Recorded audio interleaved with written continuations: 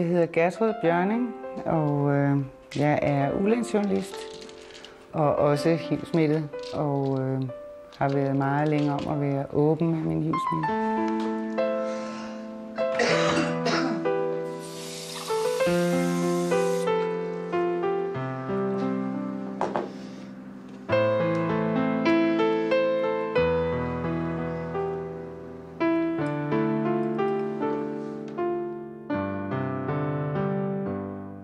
Jeg har arbejdet mange år som tv-journalist i 3. verden, altså både i Asien og i Afrika og i Latinamerika.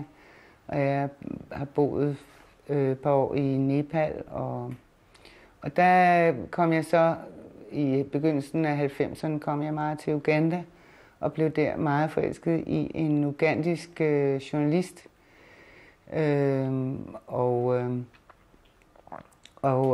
Vi var dannet så par, eller vi var kærester i 6 år, indtil han døde af AIDS.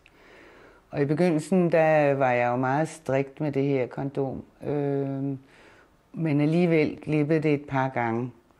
Og så kom jeg hjem og var lidt nervøs og gik så og ventede i 3 måneder, før jeg kunne blive testet, og blev så testet negativ. Og det samme skete en gang til, fordi vi havde sådan et langdistanceforhold, hvor vi så hinanden dels i Uganda, og dels i London, og dels i Uppsala, hvor han lavede noget forskning, og så i Danmark.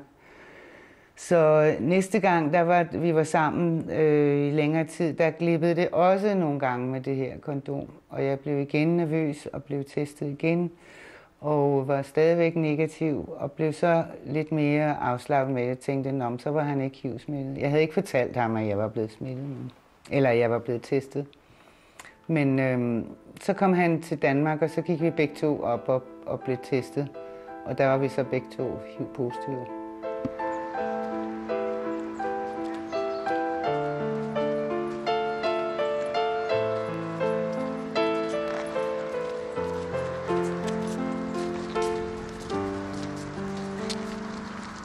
Først så var jeg helt forstenet i 3-4 dage, hvor vi bare sad og kiggede på hinanden og ikke sagde noget, faktisk. Og så rejste han hjem til Uganda, og så gik jeg et helt år med den her sten inde i maven, uden at fortælle nogen som helst det. Men så blev den altså for stor, den her sten, og så fortalte jeg det til min veninde, min bedste veninde. Men der gik faktisk endnu næsten et år, før jeg fortalte det til mine børn og til min familie og så videre. Og så har det været meget hemmeligt for mig i mange år. Det er kun de sidste 2-3 år, at jeg har været åben omkring sygdommen. Og det er jeg jo sikker på, at hvis jeg havde haft fået kræft, så havde jeg været helt åben med det samme og fortalt alle mennesker om det. Men det er fordi, at HIV er en sygdom, som er forbundet med sex og blod og død og skyld og skam og så videre, at det bliver så nemt tabubelagt. Og det er jo egentlig også ondt, at noget af det smukkeste, nemlig kærlighedslivet, skal blive ødelagt af noget så ondt, som den her HIV-smitte er, ikke? Kom her, sit. Ja, sit. Sådan, ja. Kom. Da jeg var kommet mig over det første chok, så der er sådan nogle faser, man skal igennem, sådan nogle eksistentielle faser. Og det første, det er ligesom, at man tror, man dør i morgen, og hvad skal du gøre, og hvad skal du stille op, og hvordan skal du planlægge i forhold til dit liv og dine børn. Det næste, det er så, hvordan forholder jeg mig til døden?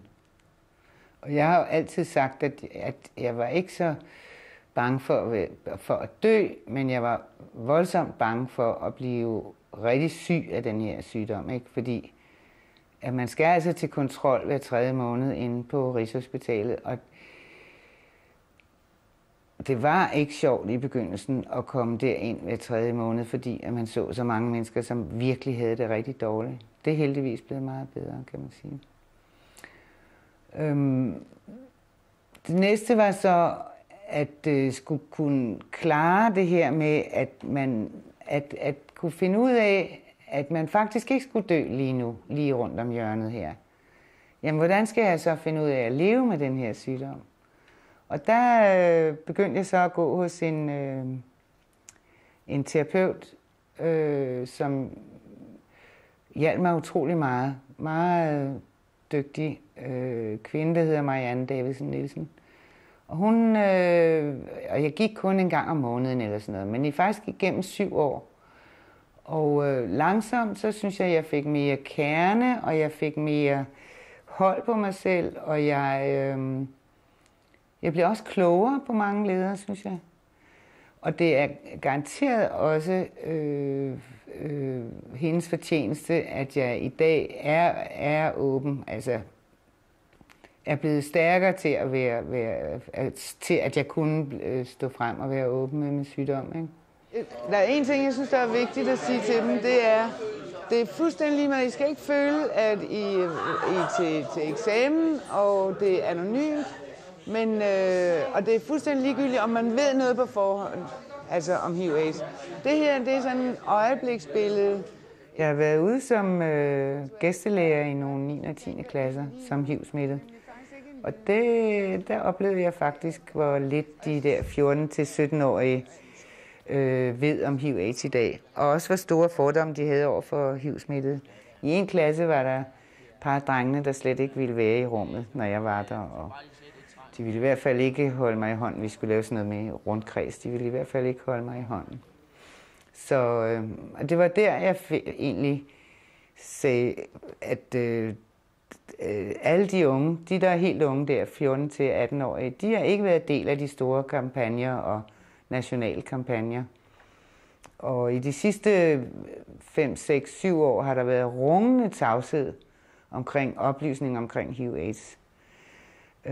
Sundhedsstyrelsen mener, at unge ved nok om AIDS. De lavede i 2003 en undersøgelse, eller i december 2002 var det, om hele den danske befolknings seksualvaner og forhold til sex osv. osv.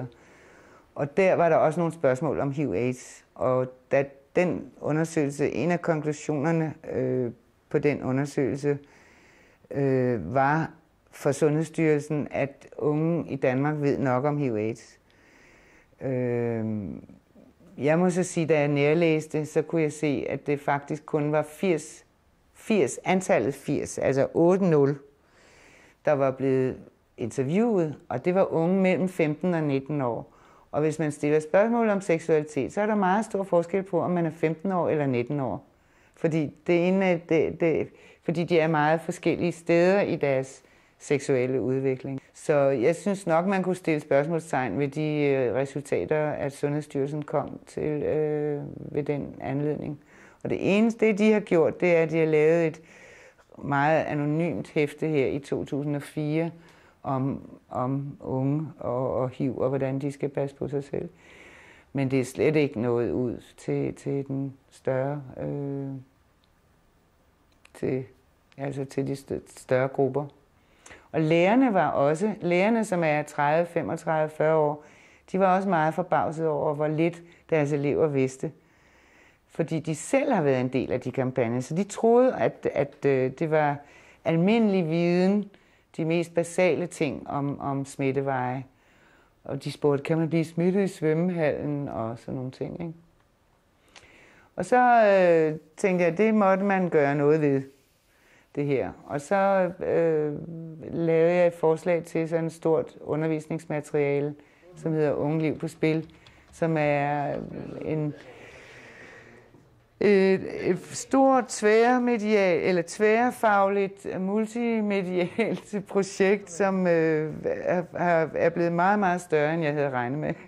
Men det er både en bog og et website, og så en DVD med nogle dokumentarfilm om unge rundt om i verden. Det, der var vigtigt for mig, det var at selvfølgelig at tage udgangspunkt i danske unge og deres seksualitet, og hvordan de kan passe på sig selv. Men også at fortælle noget om unge rundt om i verden, og hvordan de lever for at og hvordan de kæmper for at undgå at blive smittet med HIV. Og hvis jeg som HIV-smittet kan gøre en forskel, det vil sige, at jeg kan lave det materiale på en anderledes måde end andre, der ikke er HIV-smittet, så tror jeg nok, at det der er styrken, det er, at jeg fortæller meget historier om mennesker, og det er om skæbner. Og for mig er HIV-AIDS, det handler om mennesker og skæbner, og ikke om tal. Bettina, lad os prøve en gang at se. Hvorfor er den der farve blevet så rød der? Tror du på den? Jamen, altså, det her er jo så et prøvetryk, og jeg tror ikke, vi kan regne med farverne her. Det håber jeg da helt af. Spørgsmål, det her er en slags, det er jo ikke en helt rigtig blokkopi, det hedder noget andet. Ja. Det er et prøvetryk. Ja, og jeg tror ikke rigtig, vi kan satse på farverne her. Men fordi de er alt for røde. Ja, det er meget for rødt. Den skulle da faktisk være sådan her, ikke? Skal den ikke? Jo, det vil jeg mene. Altså, men jeg er i tvivl om vi kan stole på den farve der. Der findes ikke noget andet opdateret materiale, som også tager den globale vinkel med. Og jeg synes også, at HIV-AIDS er et godt emne til globalisering, fordi det er jo en sygdom, der rejser over grænserne, og det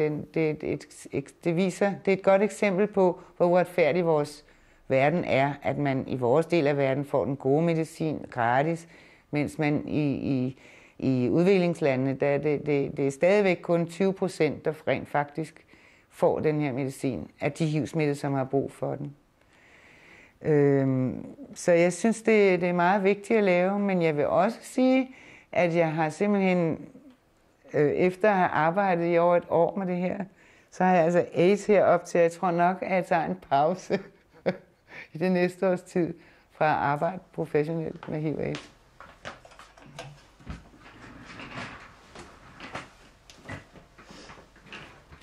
Jeg har været smittet i langt over 10 år, men jeg har været utrolig heldig, fordi jeg nåede ikke at blive syg, eller mit immunforsvar nåede ikke at blive så svækket, så jeg begyndte at få alle de her forskellige følgesygdomme, som lungebetændelse osv.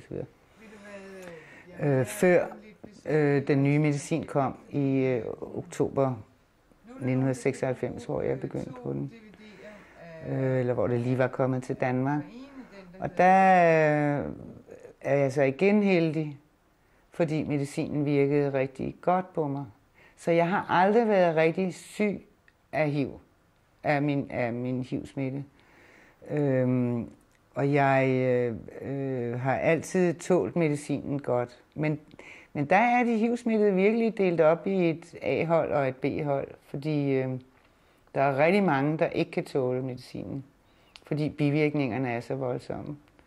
Men jeg har kun haft mindre bivirkninger, som det der med følelsesløshed i fødderne og i hænderne, og metalsmag i munden, og mareridt, og søvnløshed, og sådan, og jamen, det er så mange ækelheder, man kan nævne sig. Det er ikke særlig sejt, altså, eller cool med de her bivirkninger. Det er det altså ikke. Så er der nu har jeg jo fået medicin så længe, så der er også de her langtidsbivirkninger. Og det er for eksempel, at man får sådan en meget ændret fedtfordeling. Man bliver lidt tynd på arme og ben, og kræft rundt om maven, og mændene får sådan en tyrenakke heroppe af medicinen, ikke? Og det er der faktisk mange, der lider rigtig meget under, og kinderne bliver meget tynde. Men ellers er der jo i dag mange flere raske HIV-smittede, end der var før medicinen kom. Det faktum, at du skal tage medicin hver dag på bestemte tidspunkter, det gør, at man bliver lidt patientgjort. Jeg skal tænke på min sygdom hver eneste dag. Og en anden grund til, at man heller ikke glemmer, det er jo altså, at man skal til kontrol hver 3. måned og have tjekket sit CD4-celletal, altså